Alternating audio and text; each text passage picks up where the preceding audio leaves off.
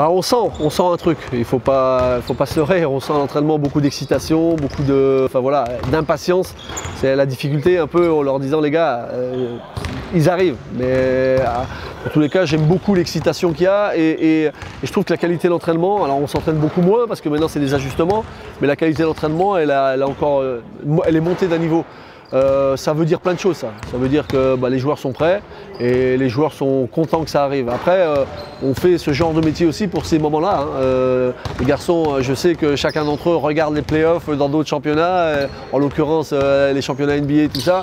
C'est que les playoffs de Pro B, mais en tous les cas ils sont contents de les jouer. Donc ça c'est plutôt une bonne chose. Voilà, mais après l'élément important, nous les joueurs, ils ont l'excitation des playoffs certes.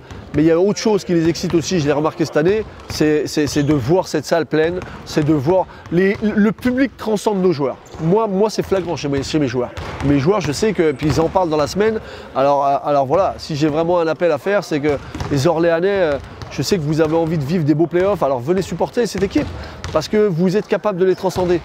Ils vont se transcender parce que le mot playoff, ça leur parle, mais j'aimerais voir cette salle vibrer un petit peu et ça peut être mettre une atmosphère hostile à l'adversaire, excitante pour nous. Enfin, c'est le but du jeu, hein, c'est le but du jeu. Nous, quand on va à l'extérieur, des fois c'est très hostile et j'aimerais que ce le soit pour l'adversaire et pour ça, il faut qu'il y ait du public absolument.